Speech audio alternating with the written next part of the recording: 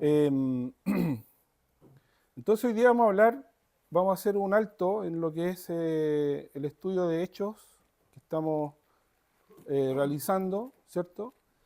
Y a, mm,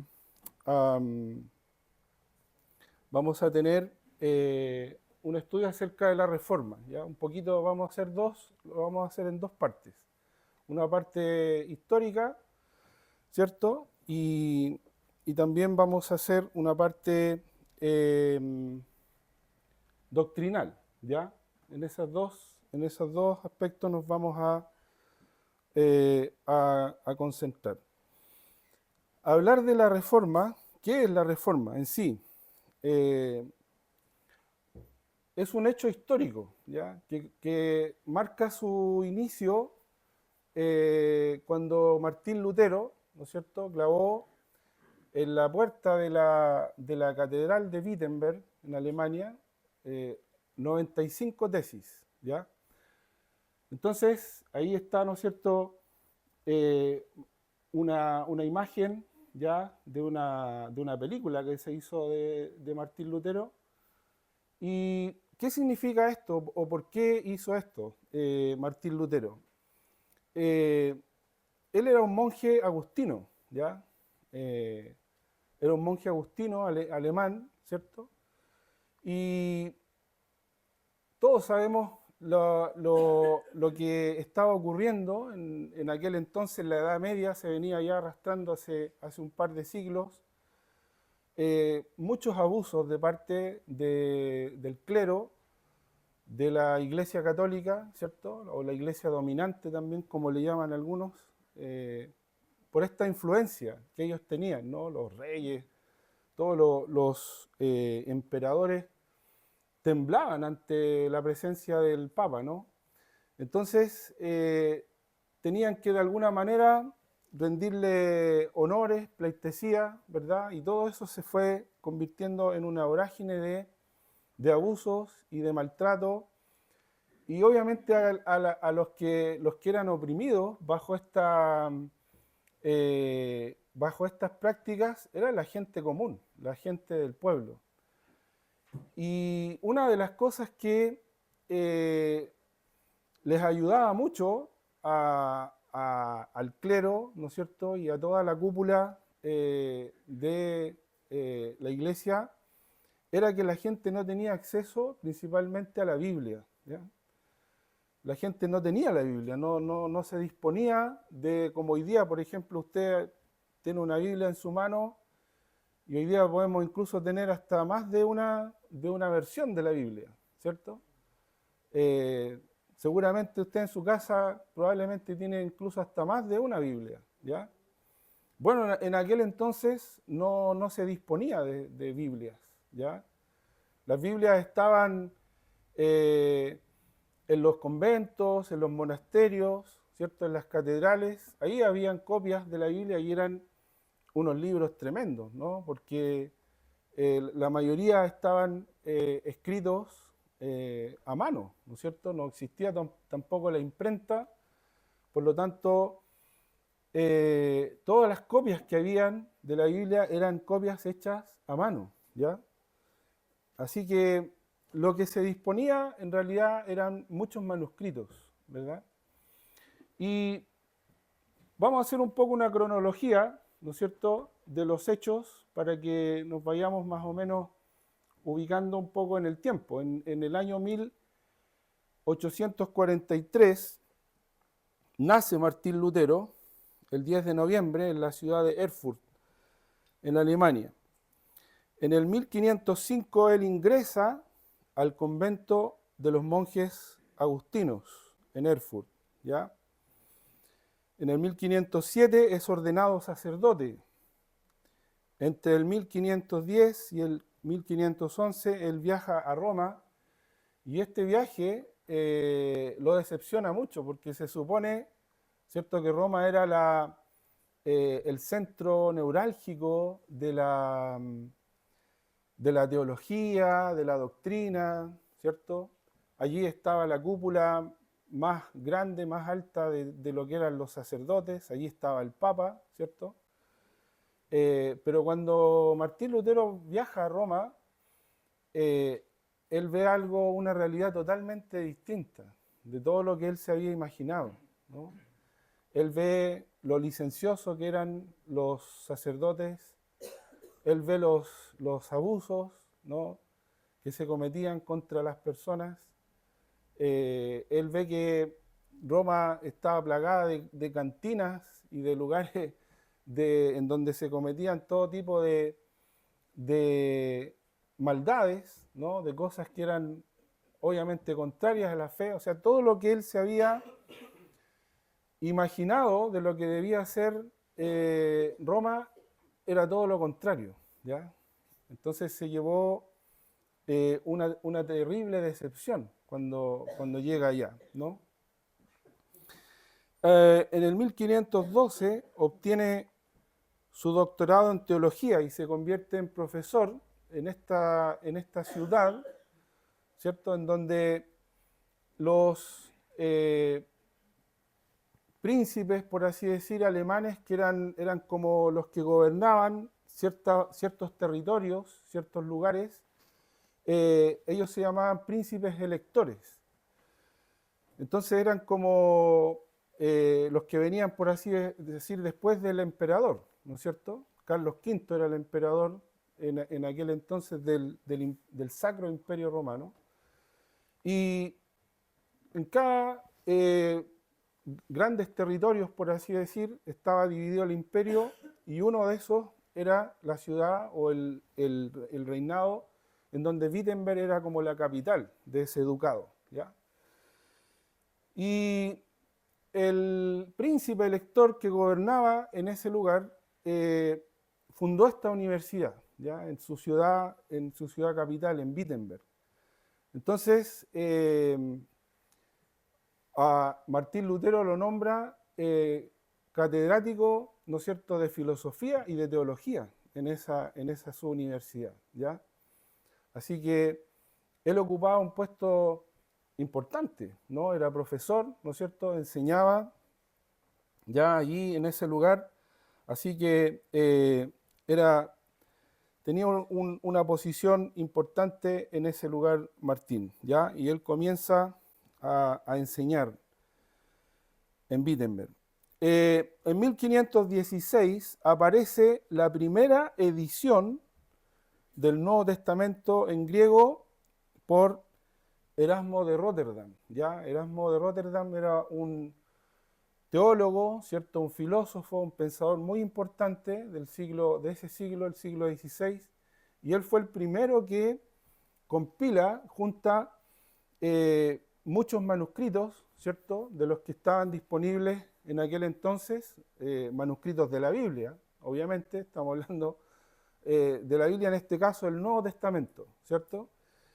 Y él hace una compilación de estos manuscritos, y ellos de alguna manera se van a convertir después en la base de la mayoría de las traducciones que nosotros tenemos hoy día de la Biblia, ¿ya? De ahí, por ejemplo, Casiodoro de Reina, o sea, Casiodoro de Reina y Cipriano de Valera, que fueron los primeros en traducir la Biblia al español, ¿cierto?, que es la Biblia que nosotros tenemos hoy día, usaron como base, por ejemplo, ese Nuevo Testamento en griego. Y Martín Lutero también, porque él tradujo la Biblia al alemán, ¿ya? Y así otros que usaron, ¿no es cierto?, esa compilación para hacer las primeras traducciones de la Biblia hacia los idiomas comunes de las personas, ¿ya? Así que también, por lo tanto, es un año importante, ¿cierto? Todo eso estaba ocurriendo en estos años. Era como que se estaba incubando algo, ¿no? Como que algo estaba importante por ocurrir, ¿cierto? Y llega el 31 de octubre del año 1517 y Lutero clava en la puerta de la catedral de Wittenberg sus 95 tesis, ¿ya? Ahora, ¿por qué hizo esto? ¿Qué significan estas tesis? Las tesis son como distintas frases, ¿ya? O afirmaciones que Lutero hace contra las indulgencias. ¿Qué eran las indulgencias? El papa que había en aquel entonces, que se llamaba León X, la historia dice que fue un hombre muy licencioso y abusador. Quiso construir o terminar de construir la Capilla Sixtina. Entonces obviamente necesitaba mucho dinero para eso. Y la manera de obtener este dinero fue a través de una bula papal, que era como un mandato, ¿cierto?, que él daba hacia todos los pueblos sobre los cuales la iglesia tenía poder e influencia. Y él dijo que cualquier persona que quisiera comprar, mire lo que significa esto, cualquier persona que quisiera comprar el perdón de sus pecados, una entrada directa al cielo, podía hacerlo porque se le iban a vender estas indulgencias, ¿ya? Entonces imagínense la gente atribulada por sus pecados, atribulada por familiares, porque incluso se podían comprar indulgencias por personas que ya habían muerto. Es decir, a usted se le había muerto a lo mejor un pariente y usted no sabía si ese pariente muerto, dónde estaba, ya estaba en el infierno, estaba en el purgatorio, ¿cierto? Entonces usted podía comprar y obviamente los pecados, cada pecado y cada indulgencia tenía su valor, ¿ya? Por ejemplo, el adulterio costaba 6 ducados. El robo, ¿no es cierto?, costaba 9 ducados. Por así, cada pecado tenía su valor. Imagínense. Entonces usted podía comprar, ¿no es cierto?, ir y comprar su indulgencia, es decir, el perdón de sus pecados. Incluso hasta podía comprar indulgencias por pecados que todavía no había cometido. Imagínense.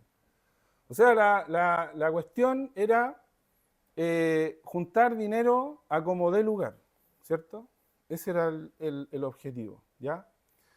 Entonces había un fraile, un cura alemán, de apellido Tetzel, ¿ya? Y este era el encargado, él había tenido, incluso había sido despojado de sus, ¿cómo se dice cuando ellos han adquirido el sacerdocio? Él había sido despojado de sus hábitos, ¿ya? Él había sido despojado de sus hábitos porque había sido descubierto en muchas cosas oscuras, en muchas cosas graves, pero como era una persona que tenía mucho carisma, que tenía mucha habilidad para hablarle a la gente, tenía esta capacidad, lo restituyeron. Lo restituyeron en el sacerdocio, ¿ya?, con la finalidad de que él pudiera ir por los diferentes pueblos, lugares, vendiéndole estas indulgencias a la gente. Entonces cuando Martín Lutero se entera de esto, ¿no?, cuando él se entera de todas estas abusos y atrocidades que se están cometiendo con esto de la venta de indulgencias, él escribe estas 95 tesis, pero no con uno puede leerlas, están disponibles, las puede buscar usted ahí en internet, en cualquier parte. Los escritos que hay sobre Martín Lutero son muchísimos, ¿ya? Hay libros que se han escrito sobre él. Obviamente él ni siquiera pensaba en comenzar un movimiento a través de esto. Lo que él quería, como él era profesor en la universidad, él cuando clava las 95 tesis, el día 31, ¿por qué lo hace ese día? Porque al siguiente día, el día 1 de noviembre, era el día de todos los santos, ¿cierto? Y la gente, muchos de los santos más, por así decir, famosos, ya, por llamarlo de una manera, estaban enterrados en las catedrales de las iglesias, ¿cierto? Los curitas que habían sido como los más, eh, que habían dejado una huella, qué sé yo, que tenían, bueno, estaban, entonces, ese día la gente, el día 1 de noviembre, la gente se agolpaba a las catedrales porque se hacían misas, obviamente, ¿cierto? Se sacaban las reliquias, todo- todos querían tener, para que sus catedrales fueran más llamativas y tuvieran un poquito más de gloria, por así decirlo. Los príncipes, los condes, qué sé yo, adquirían reliquias sagradas. Alguien dijo una vez que si juntaban todos los, por ejemplo, muchos argumentaban tener trozos de la cruz de Cristo, de la madera, ¿ya? Y alguien dijo que si juntaban todos los trozos de las maderas que habían por las construían otra catedral con eso, ¿ya? Entonces, claro, ¿quién podía probar que esas supuestas reliquias o los huesos del curita, no sé tanto por allá, ¿no es cierto? Y juntaban todos los huesos y armaban un dinosaurio. Entonces, ¿quién podía probar que esas reliquias realmente? Nadie, obviamente, ¿cierto? O sea, la autoridad decía, este hueso, esta punta de hueso era del dedo del... ¿Me entiendes?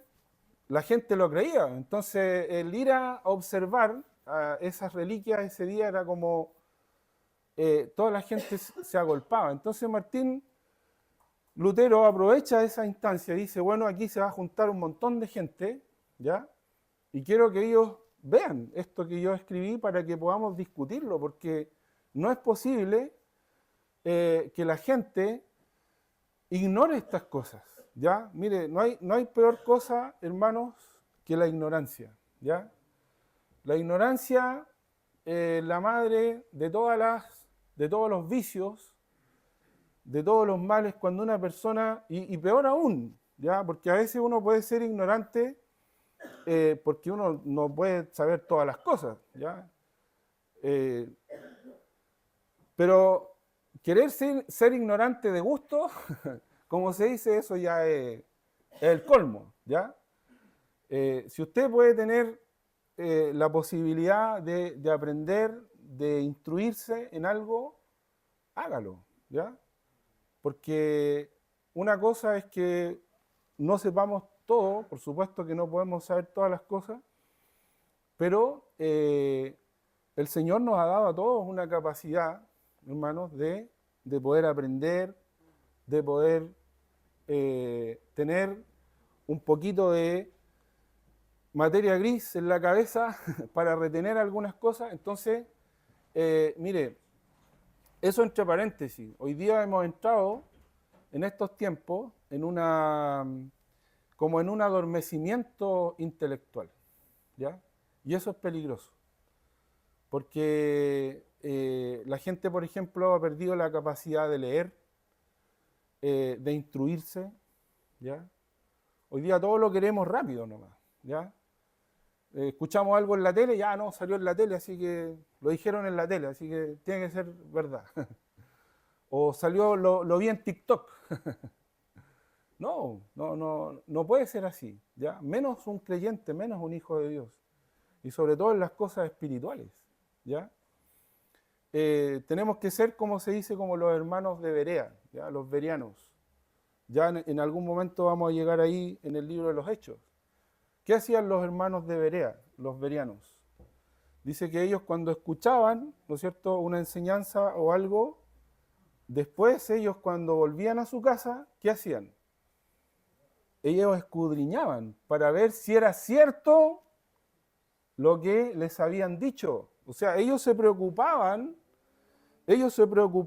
de saber, de indagar, de conocer, ¿ya? Entonces es importante, hermano, que usted haga eso. Entonces Lutero, eso es lo que quiso hacer con las 95 tesis. Lutero quería que la gente saliera de ese estado de ignorancia en el que estaban, porque él se daba cuenta de que la iglesia se valía de esa pobreza intelectual y espiritual de las personas para hacer con ellos lo que quisieran. Y hoy día no es tan diferente, lamentablemente. Y por eso que a veces cuesta tanto explicarle a una persona, hacerle entender a una persona, porque cuando alguien está equivocado y piensa que está en lo correcto, pero está equivocado, hacerle entender que está equivocado es más difícil. Porque para que una persona reconozca que está equivocada, tiene que humillarse. Tiene que vencer ese orgullo, ¿no es cierto?, ese orgullo natural que hay en el corazón humano y decir, claro, estoy equivocado. Esto es así. Y no es como yo creía que era. Y eso es difícil. Eso es difícil. Entonces, después de las 95 tesis tenemos el término de la traducción de la Biblia al alemán en 1534. Lutero, después de esto, él no se imaginó lo que iba a venir, pero se armó la grande, como dicen los argentinos, ¿no? Esto llegó hasta el Papa, porque él mismo le escribió a varios sacerdotes, a varios obispos que él conocía, porque Lutero era un monje, él era un fraile agustino. Entonces, él le escribió a varios de sus conocidos, amigos, le mandó una copia de estas tesis para que ellos las leyeran, ¿ya? Para que ellos supieran que él quería que esto se convirtiera en algo que se pudiera discutir, ¿ya? Y que no se siguieran cometiendo estos abusos, ¿ya? Estos abusos que eran tan evidentes. Y obviamente esto produjo una revolución. Lutero tuvo que enfrentar el emperador, obviamente esto también llegó a oídos del emperador, que era un devoto del Papa, y él tuvo que enfrentar un juicio que se le llamaba dieta. Nosotros usamos la palabra dieta para bajar de peso, pero esto significaba un juicio, ¿ya? Y un famoso juicio que se le hizo en una ciudad que se llama Worms, en Alemania. Ahí Lutero tuvo que enfrentar el juicio, la dieta de Worms, ante el emperador, ante los cardenales, ante todos los que lo enjuiciaron. Y el que lo salvó a Lutero fue el príncipe elector, ¿cierto? Federico el Sabio, que se le llamaba. Realmente era sabio el hombre, tenía mucha sabiduría. Y la manera en que lo salvó fue que lo raptó a Lutero. Cuando se lo llevaban para acabar finalmente con él de alguna manera, porque estaba condenado, ¿cierto? Él no se retractó, lo combinaron a que se retractara de todo lo que había escrito, y él dijo, no, aquí estoy yo, no puedo contra mi conciencia, contra la verdad de la palabra de Dios, de las Escrituras, ¿ya? Y si tengo que morir, que muera. O sea, no voy a dar un pie atrás con esto. Entonces, ¿qué hace este príncipe cuando se lo llevan a Lutero? Él lo rapta, ¿ya? Porque ellos obviamente eran gente poderosa, gente que tenía también ejércitos, soldados a su haber. Entonces este hombre, este príncipe elector, que era el que de alguna manera lo protegió a Lutero, lo rapta ese día y se lo lleva a un castillo y allí lo esconde, ¿ya? Lo esconde por un tiempo, y mientras estaba Lutero allí tuvo que cambiarse de ropa, se tuvo que vestir como un noble, se dejó crecer el pelo, la barba, ¿cierto? Pero mientras estaba allí oculto en ese castillo, él no estuvo haciendo nada. Estuvo traduciendo la Biblia al alemán. Porque una de las cosas que él se dio cuenta y entendió era que la gente necesitaba leer la Biblia, leer las Escrituras. Porque como la gente no leía, no sabía, no entendía, Lutero mismo, a él le pasó una experiencia cuando él entra, ¿no es cierto?, en el año 505, cuando él entró al convento, él ahí por primera vez se encontró con una Biblia. Imagínense. Él había escuchado, obviamente, él sabía que existían los manuscritos, qué sé yo, pero ni siquiera él lo dice después, él lo cuenta en sus relatos. Él, por ejemplo, no tenía idea que existía una parte de la Biblia que era el Antiguo Testamento. Entonces, cuando él llega al convento y se encuentra con esta Biblia y la empieza a leer en los idiomas originales, porque él, como había estudiado teología y filosofía, ¿cierto? Él sabía los idiomas originales, era lo primero que estudiaban en esos años, ¿ya? Estudiaba en latín, estudiaba en griego, estudiaba en hebreo. Entonces él encuentra esto y empieza a leer las historias del Antiguo Testamento, y dice que una de las historias que más le fascinó del Antiguo Testamento era la historia de Samuel. De cómo Ana, ¿cierto?, va al templo a orar, a pedir a este hijo, y el impacto que tuvo esta madre, esta mujer, sobre la formación de una persona como Samuel, ¿ya?, que llegó a ser uno de los profetas más importantes del Antiguo Testamento.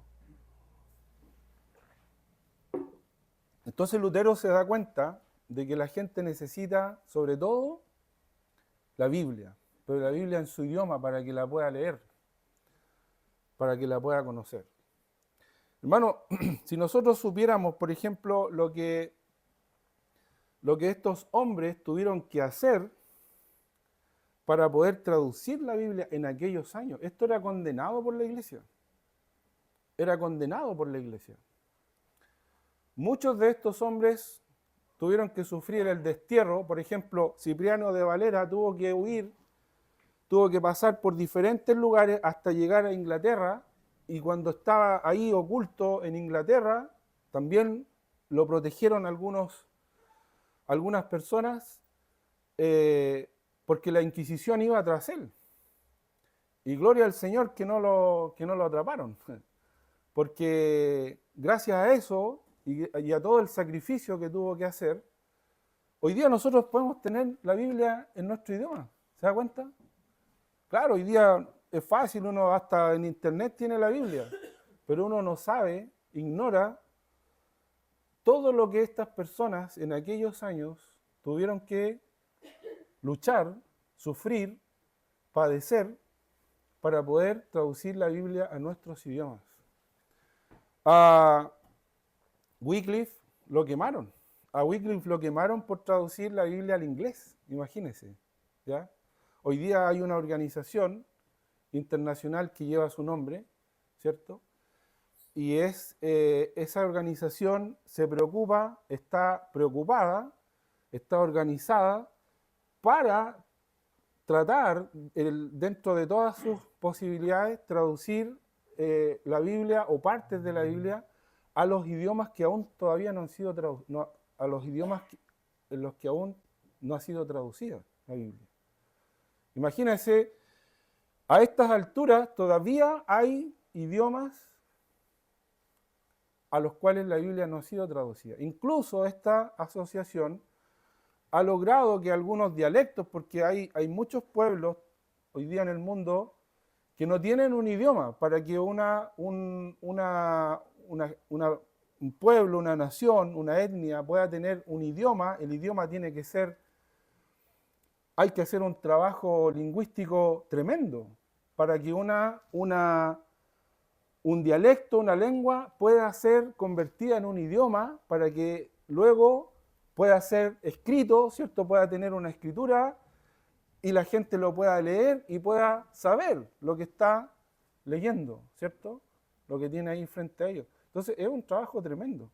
Y esta organización, Wycliffe, se encarga de eso, ¿ya?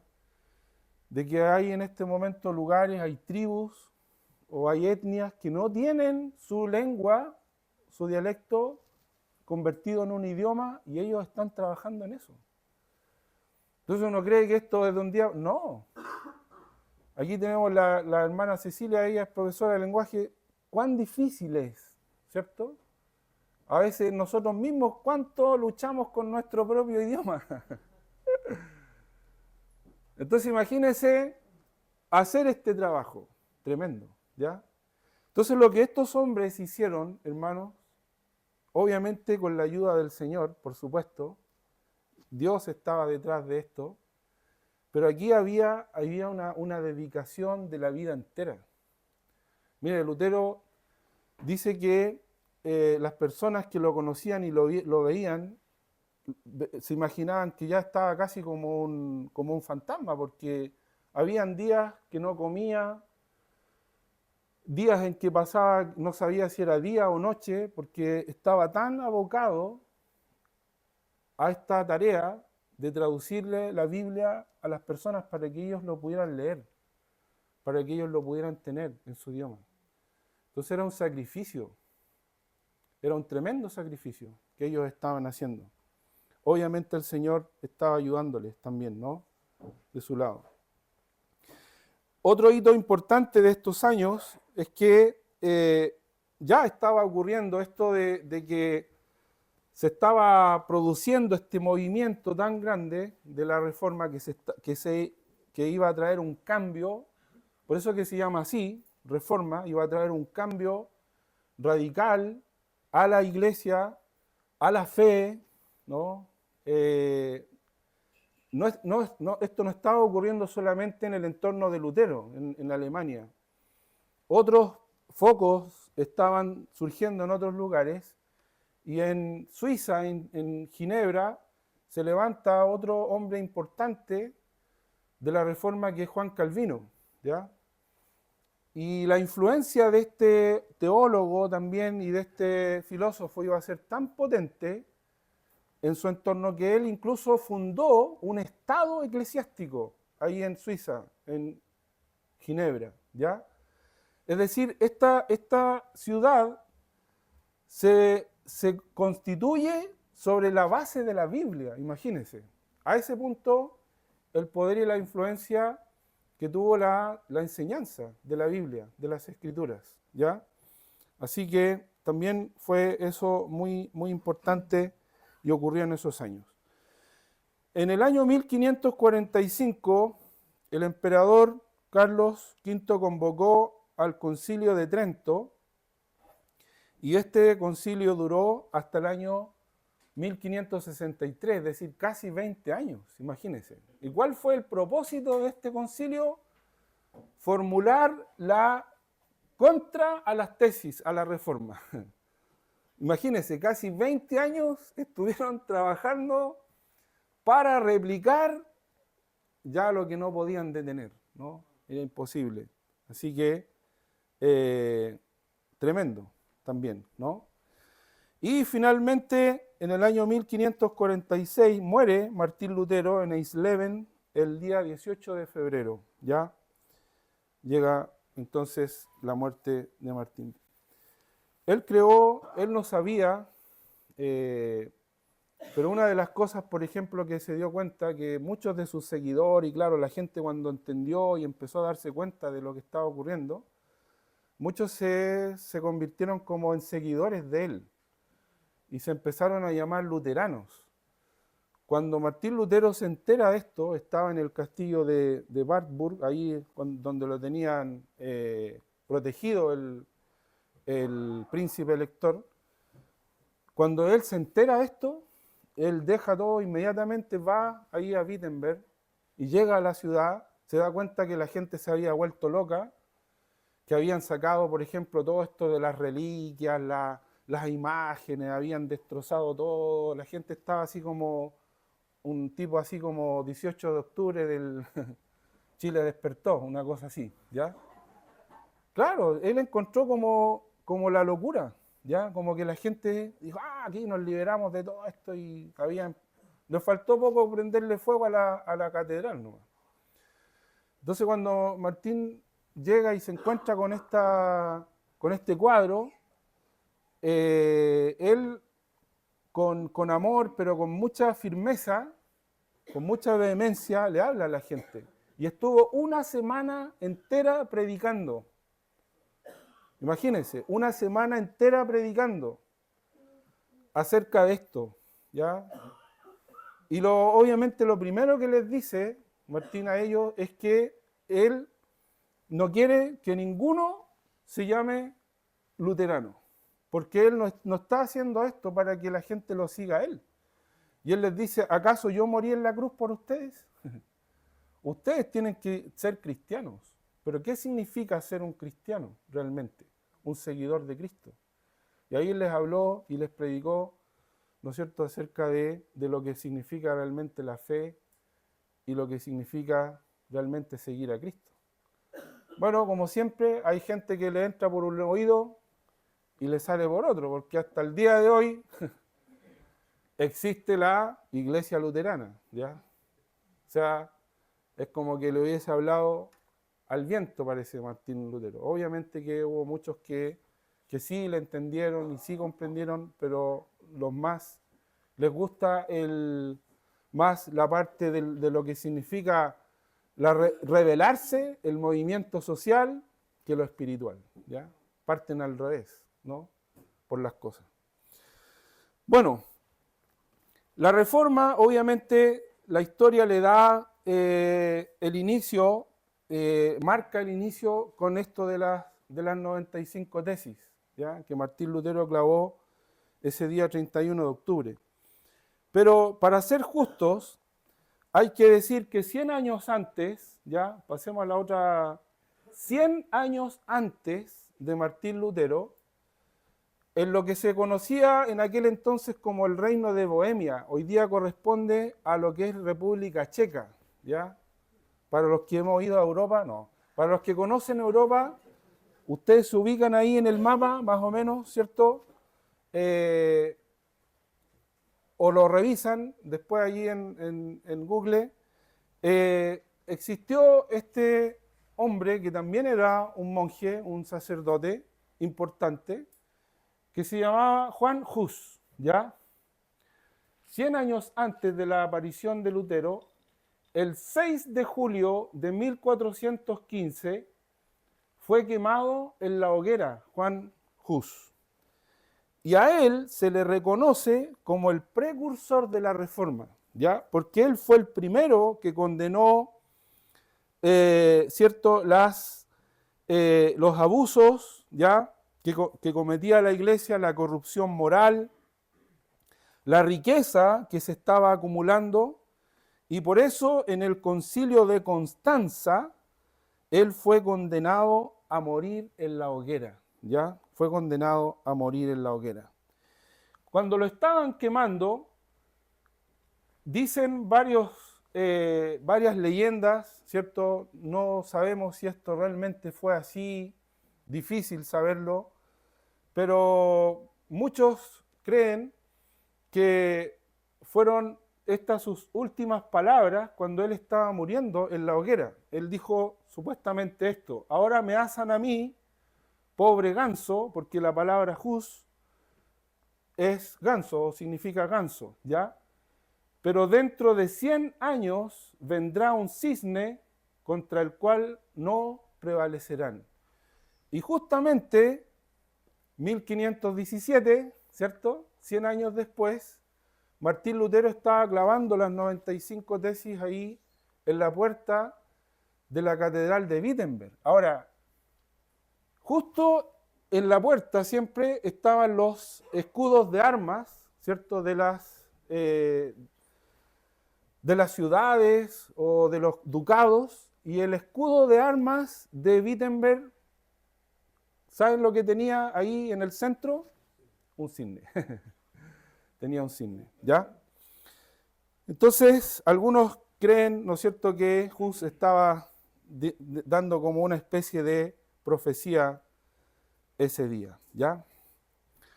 ¿Qué hizo que Lutero tuviera el valor de enfrentar, hermanos, este engaño, ¿ya? Lutero se forjó de alguna manera, ¿cierto?, lo que a él le ocurrió cuando él estaba en este proceso de buscar, él era una persona que sufrió mucho el asunto de la lucha personal, ¿ya? En su alma. Él quería encontrar la salvación. Él quería encontrar el perdón de sus pecados. Era un hombre piadoso, ¿ya? De niño fue criado, ¿cierto? Su papá era un minero, ahí en Erfurt.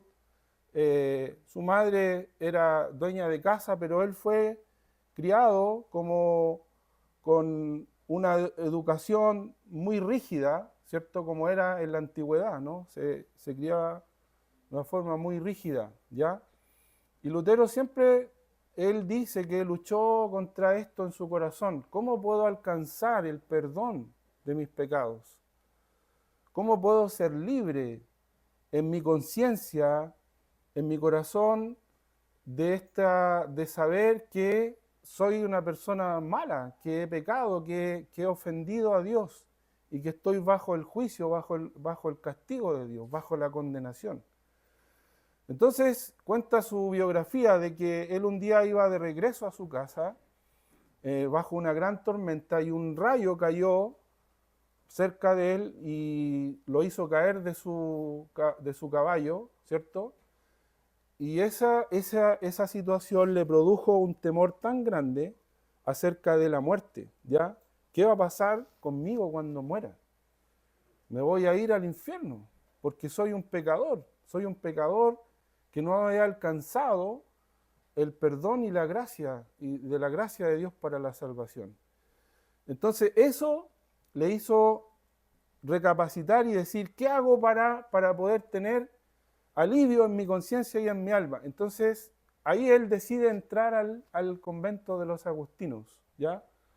Ese es el convento de los agustinos en Wittenberg, ¿ya? Así que él va contra la voluntad de su padre, porque él era profesor, ¿cierto?, en la cátedra de filosofía y de teología, pero ahora él iba a tener que dejar todo eso y meterse a un convento, a un monasterio, ¿ya? Entonces, él quería encontrar alivio para sus pecados, para el perdón de sus pecados. Y él cree que entrando al convento, al hacer este sacrificio, él lo va a hacer. Bueno, de alguna manera, entrar al convento le sirvió. ¿Se acuerdan qué pasó? Ahí en el convento se encontró con la Biblia, ¿ya? A pesar de que lo hicieron pasar muchas cosas a Lutero, ¿cierto? Como sabían que él era profesor en la universidad, le decían ahora, aquí vas a tener que aprender lo que es humillarse, ¿ya? Y lo mandaban a pedir pan, ¿no es cierto?, vestido con ese saco, porque así se vestían los monjes agustinos, se vestían con unos sacos y se amarraban, ¿no es cierto?, su ropa. Era una forma muy austera, muy pobre de vivir, con nada, y lo mandaban a pedir pan por las calles, golpeaba las puertas y él cantaba, ¿ya? Una de las cosas que Lutero tenía, él tenía muy buena voz, dicen, ¿ya? De hecho, hay algunos himnos que nos dejó, uno de los más famosos, ¿saben cuál es? Castillo fuerte en nuestro Dios, ¿ya? Ese himno lo escribió Lutero usando una melodía que se usaba en las tabernas, ¿ya? En los lugares comunes. Entonces él le pone una letra cristiana, a una melodía común. ¿Por qué? Porque iba a ser más fácil que la gente se lo aprendiera, porque la melodía ya se la sabían, ¿ya? Entonces, iba Lutero por las casas cantando y pidiendo pan, ¿ya? Entonces esa era una manera en la que él también fue aprendiendo, se fue forjando su carácter, ¿ya? Aprendiendo también a ser una persona humilde, una persona sencilla, ¿ya? Que es algo que cuesta mucho, ¿no? Cuesta tanto, no solo en aquel entonces, también en nuestros días. Pero finalmente Lutero se encuentra con la Biblia, que era lo más importante, y leyendo la Biblia, él llega a este pasaje. Y ahora vamos a pasar a la parte doctrinal, ¿ya? Dejamos un poco la historia y vamos a Romanos capítulo 1. Y allí Lutero llega a este pasaje en la Escritura, que es el texto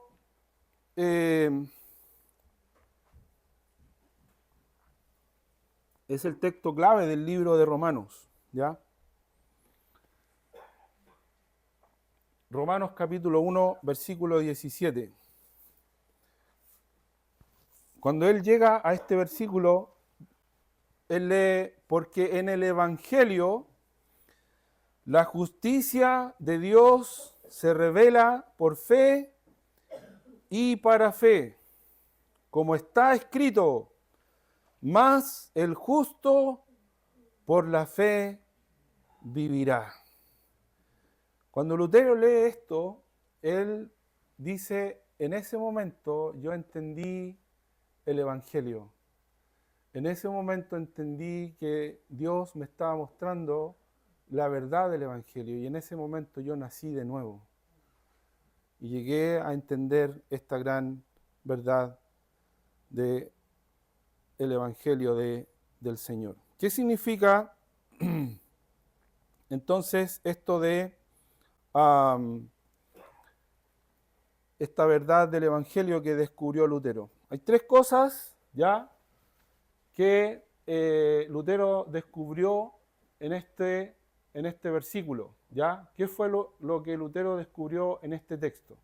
Primero, él descubrió el tema central del Evangelio, ¿ya? El tema principal del Evangelio, cuando dice la justicia de Dios, la justicia de Dios, ¿ya? Entonces,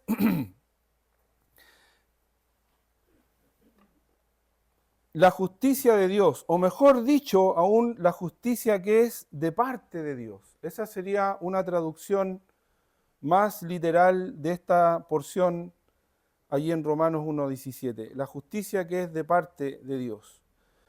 Lutero comprendió, hermanos, que el Evangelio es la buena noticia acerca de la salvación que Dios le otorga al pecador. Eso significa la palabra en sí evangelio, ¿ya? La buena noticia. Pero ¿qué es una buena noticia?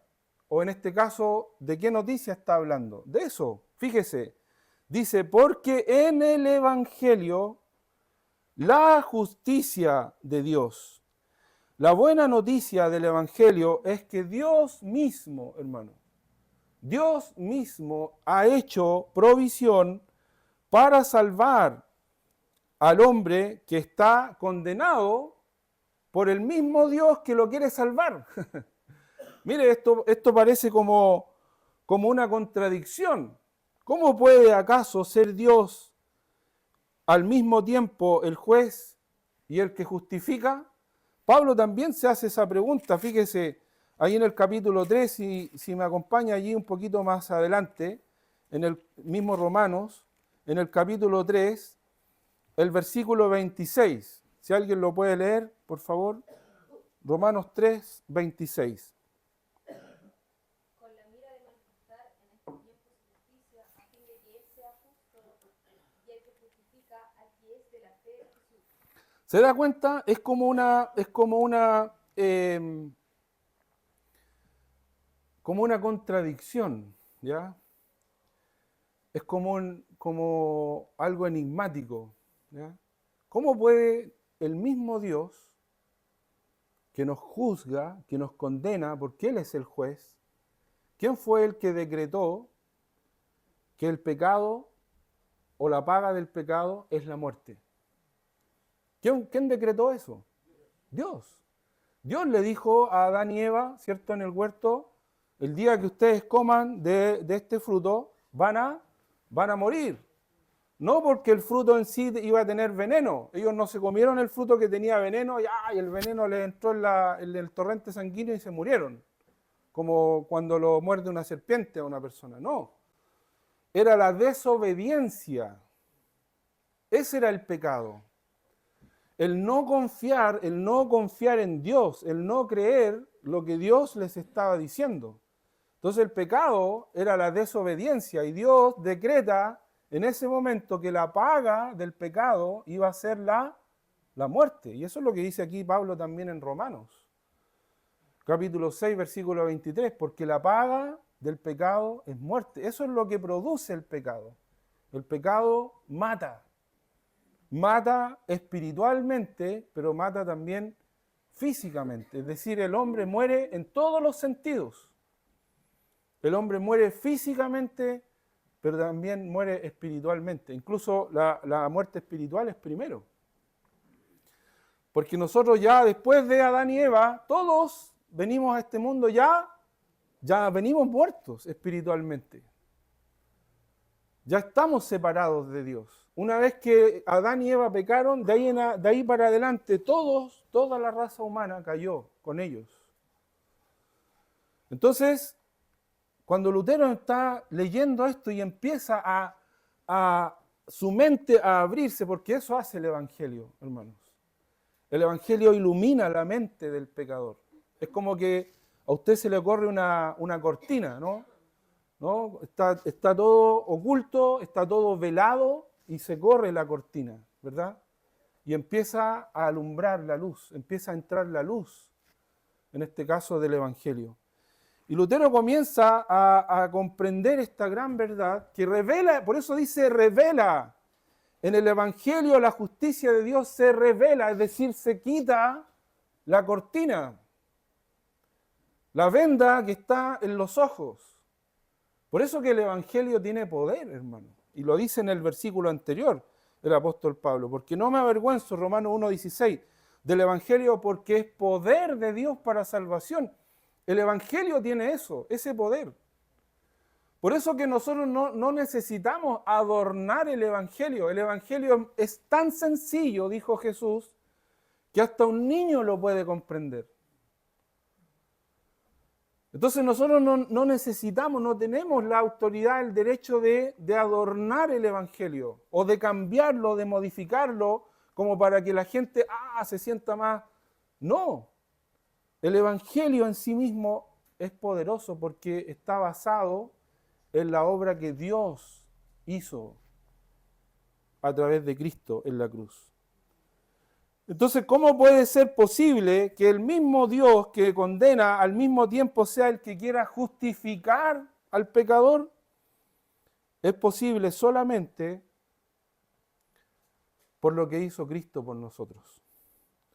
Lutero, al igual que el apóstol Pablo, buscaba su propia justificación delante de Dios. ¿Se acuerda? Él, por ejemplo, entró al convento pensando que de esa manera él iba a poder obtener alivio para su conciencia, para su alma, porque allí en el convento él se iba a tener que humillar, él se iba a tener que sacrificar, iba a tener que hacer muchas cosas que a él le parecían que le iban a dar ese alivio de su conciencia pecadora.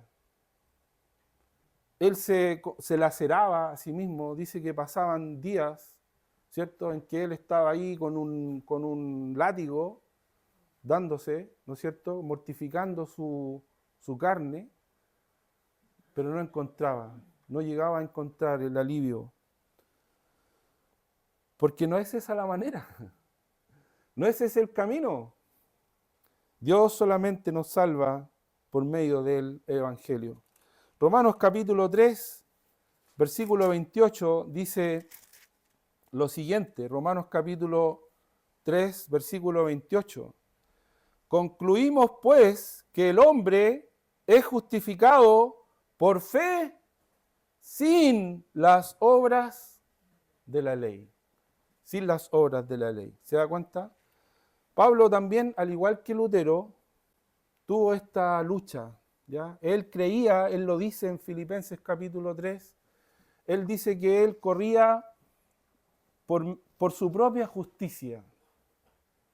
Él había construido una manera personal por la cual justificarse delante de Dios, pero es imposible. Nadie se puede salvar a sí mismo. Las personas que van tras la religión, tras las obras, son personas que no han, todavía el velo está sobre sus mentes. no han llegado a comprender la verdad del Evangelio, no entienden cómo opera la justicia de Dios. Y por eso que necesitamos predicar el Evangelio, hermanos. Por eso que necesitamos decirle a la gente, a las personas, no puedes salvarte a ti mismo, no puedes construir una escalera para llegar al cielo. Cuando Lutero visitó Roma, habían unas escalinatas que la gente que había que subir y supuestamente eran tan incómodas y las habían hecho de esa manera como para que la gente sintiera, ¿no es cierto?, la dificultad de subir. Y muchos lo hacían arrastrándose, lo hacían de rodillas, lo hacían de cabeza, vueltos para atrás. Lutero decía, esto es una locura. Estas escalinatas, ¿de qué sirven? No sirven de nada. Ni siquiera sirven para hacer ejercicio. Ni un peldaño de esto nos va a acercar más a Dios. Porque no es esta la manera. Después cuando él miraba hacia atrás y se acordaba de eso, se daba cuenta del engaño.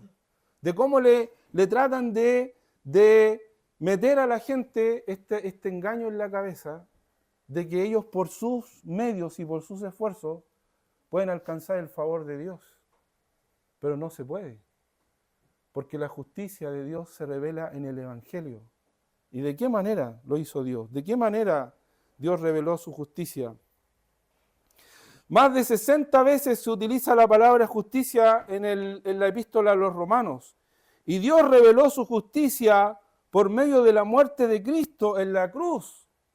Allí Dios juzgó el pecado, allí Dios mismo hizo provisión de lo que Él había sentenciado. Dios dijo que la paga del pecado es la muerte, y Dios, matando a su Hijo en la cruz, Él pagó el precio de nuestros pecados. Toda la ira de Dios le recayó a Jesús cuando Él estaba muriendo en la cruz, hermano. La ira de Dios por el pecado quedó de manifiesta cuando Cristo murió en la cruz. Jesús murió como un sustituto nuestro. Porque la Biblia dice que Él era el santo Hijo de Dios. Él no tenía pecado, Jesús no debía haber muerto, pero Él murió en tu lugar, en mi lugar.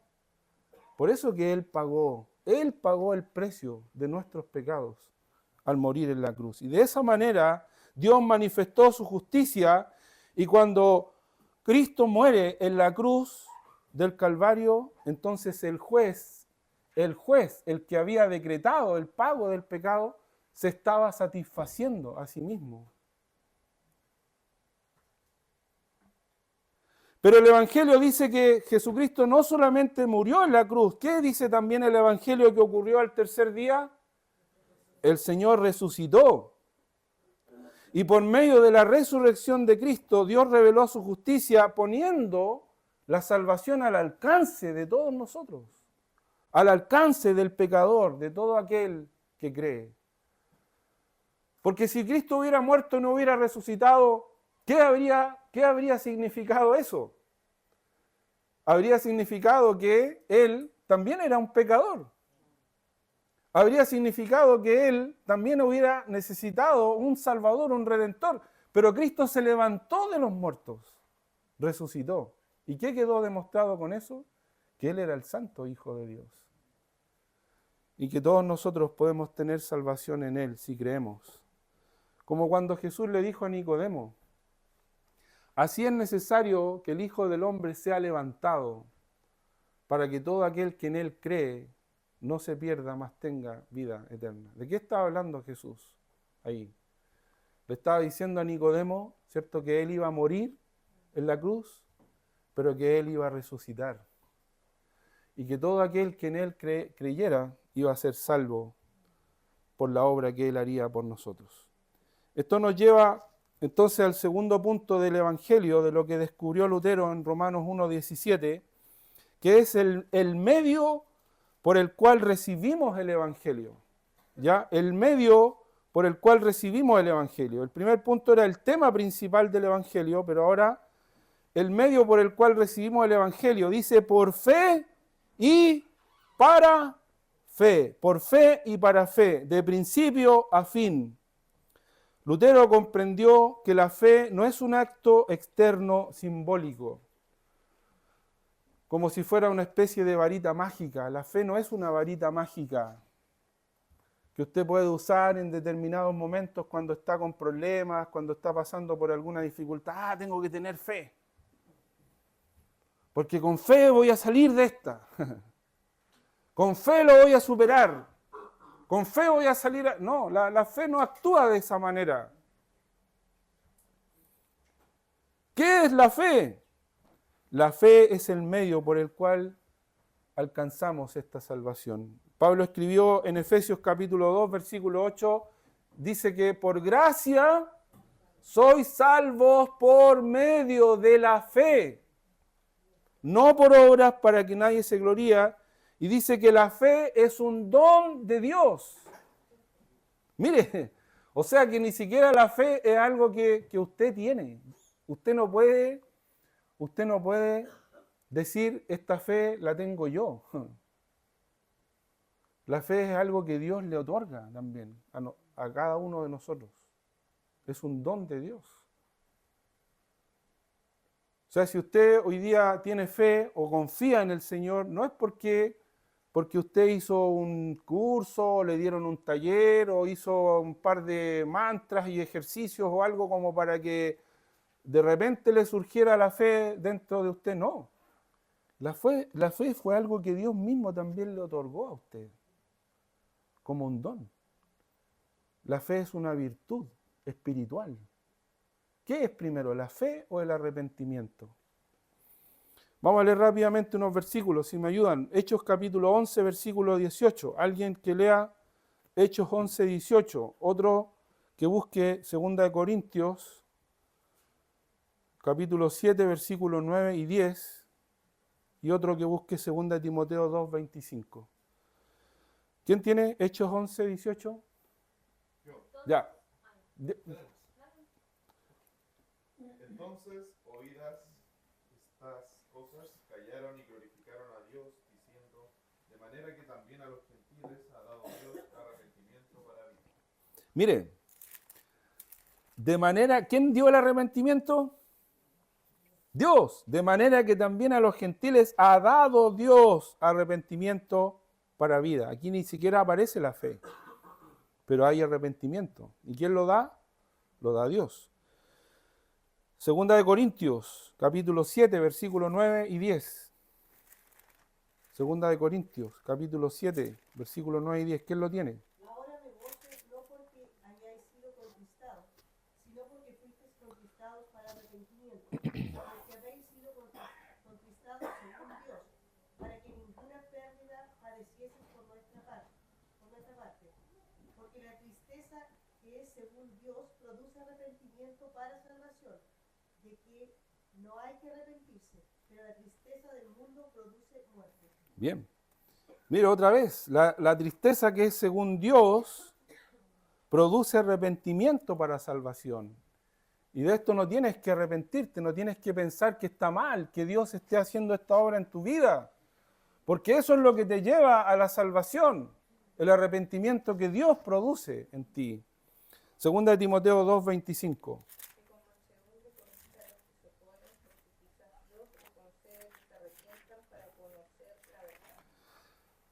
Dios les conceda que se arrepientan para... Miren, en ninguna de estas partes aparece la fe, ¿sí o no? ¿Por qué? Porque van de la mano. Las dos cosas están juntas. Se producen en el mismo momento, porque usted para entender, ¿qué es el arrepentimiento? El arrepentimiento es entender que hemos pecado, que hemos ofendido a Dios, que estamos separados de Dios, que nuestro pecado nos condena y que no podemos salvarnos, y el Señor produce en nosotros ese arrepentimiento, ese cambio de mente, metanoia, esa capacidad de entender que vamos por un camino a la perdición, pero que Dios nos ha puesto delante un camino de salvación.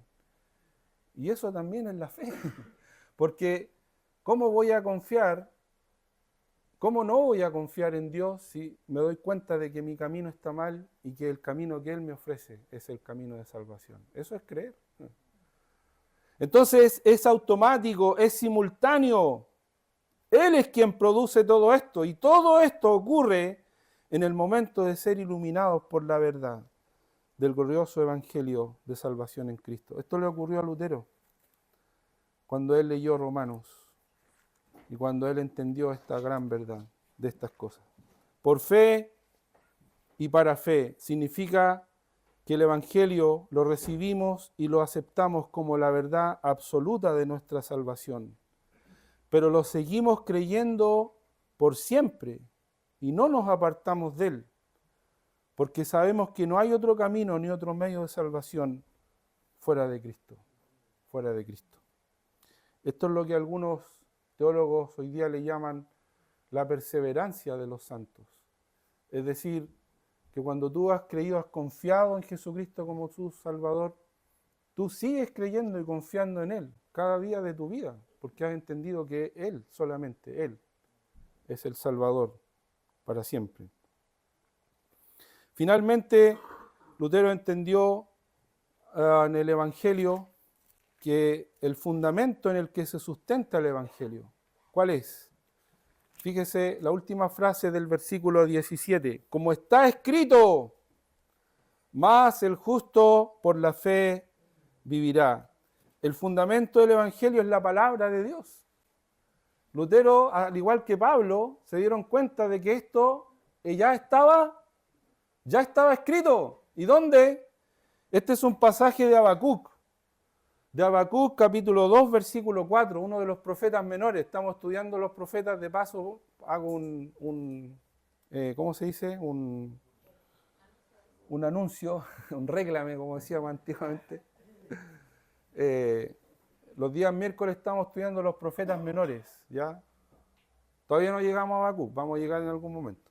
Esta es una cita de Habacuc, capítulo 2, versículo 4.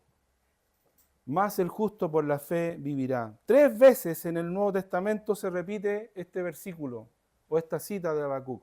Aquí en Romanos, la primera vez. Después está en Gálatas, capítulo 3, versículo 11. Y la última en Hebreos, capítulo 10, versículo 38. En Romanos, pasemos a la última. En Romanos, el énfasis es la justicia, porque de eso está hablando, la justicia de Dios, ¿cierto? La salvación que Dios nos otorga por medio de la fe en Jesucristo. El justo por la fe vivirá, quiere decir que la salvación que Dios nos otorga por medio de la fe en Jesucristo, esa es la justicia de Dios, ¿cierto? Y es lo que hemos estado hablando ya por largo rato. En Gálatas, capítulo 3, versículo 11, dice, Gálatas capítulo 3, versículo 11, y que por la ley ninguno se justifica para con Dios, es evidente, porque el justo por la fe vivirá. El énfasis es vivirá. El justo que es salvado por gracia, vivirá. Eso es lo que quiere decir allí Pablo. La ley, según los falsos maestros que habían engañado a varios de los hermanos en Galacia, la ley de las obras, ¿qué le decía o qué le enseñaba eso a los hermanos? Le decía, hagan esto y vivirán. Pero el evangelio, que es por medio de la fe, ¿qué dice? Cree esto y vivirás. Cree esto y vivirás. En Hebreos capítulo 10, versículo 38, allí también aparece por última vez la cita de este pasaje y dice Hebreos capítulo 10, versículo 38, más el justo vivirá por fe, y si retrocediere no agradará a mi alma, pero nosotros no somos de los que retroceden para perdición, sino de los que tienen fe para preservación del alma. En Hebreos, sabemos que el libro de Hebreos es el libro de la fe, ¿cierto? El énfasis es la fe. La justicia de Dios que salva no es solamente para un momento particular de la vida, sino para siempre, para la eternidad. Por lo tanto, el justo vivirá por fe. Quiere decir que el justo permanece en fe porque Dios lo ha salvado. Por eso, una persona que dice ser un creyente, pero con el tiempo se aparta y no permanece el Señor, esa persona más bien está dando indicaciones de que no ha entendido el Evangelio. No es que esa persona ha perdido la salvación, no, porque la salvación no se pierde. Lo que pasa con una persona que no permanece y se aparta es una persona que no ha entendido el Evangelio. Porque el Evangelio se vive también por fe y para fe. Hermanos, que el Señor nos ayude, que esto de recordar la reforma sea de alguna manera un aliciente, ¿no?, en nuestra vida para seguir adelante, para servir al Señor, para honrarlo, para darle gracias por todas estas cosas maravillosas que Él nos ha dado. ¿Sí, hermana Cecilia? Yo simplemente quería decir que todo estaba preparado. Unos años antes, Gutenberg había creado la imprenta y fue la imprenta la que permitió que la palabra se diseminara. Amén. Gracias, sí. Quizás me faltó haber puesto eso en el cuadro cronológico, ¿no? La importancia de la imprenta, que bueno eso, y gracias al Señor, cómo Él va preparando todas las cosas, ¿no? Para que nosotros podamos conocerlo y llegar a esta salvación tan grande que Él nos ha dado a través de Cristo. Padre, te damos gracias por este tiempo en que hemos hecho un poco de historia, hemos hecho también doctrina. Padre, te damos gracias. Te damos gracias por hombres como Lutero, como Juan Hus, como Calvino, como Wycliffe, como Casiodoro de Reina, Cipriano de Valera y tantos otros que quizá no sabemos de ellos. Tantos que pasaron desapercibidos, pero que tuvieron una dedicación y un sacrificio a través de sus vidas para que el Evangelio pudiera llegar incluso hasta nosotros, hasta lo último de la tierra. Gracias por hombres y mujeres valientes que cruzaron fronteras y pasaron muchas dificultades y penurias, porque creyeron que este Evangelio glorioso era digno de ser llevado en obediencia a ti, Señor, a todas partes. Gracias por tu palabra, porque uno de los resultados que nos dejó la Reforma fue justamente esto, el poder tener tu palabra en nuestros idiomas y poder leerla, y eso trajo tanta bendición, tanta libertad. Todos los países que fueron influenciados por la Reforma, del norte de Europa, todos esos países hoy día, toda esa abundancia y esa riqueza que tienen, es el resultado de haber sido influenciados por las verdades de la palabra de Dios, del Evangelio, de la libertad, del conocimiento. Y Padre, todos los que muchas veces sufrimos el hecho de haber padecido el oscurantismo que produjo el privarnos de la Biblia, el privarnos de las verdades del Evangelio, todavía es una muestra de que aquí, sobre todo en América Latina y en nuestros países que no recibimos directamente la influencia de la Reforma y quedamos bajo la influencia de la Iglesia Católica, estamos mucho más atrás. Pero Señor, gracias porque esos tiempos han cambiado. Y hoy día podemos predicar el Evangelio. Ayúdanos, Señor, para no dejar de hacerlo, para seguir adelante, para seguir trayendo lo que el Evangelio glorioso trae a las personas cuando lo conocen. Gracias, Señor, porque te tenemos a ti y porque tenemos tu palabra y tu Santo Espíritu. Danos ese coraje, esa valentía que esos hombres tuvieron en el pasado para hacer la parte que nos corresponde ahora a nosotros. Te lo pedimos, Señor, y te lo rogamos todo. En el nombre de Jesús. Amén. Bien, hermanos, nosotros la próxima semana no vamos a estar,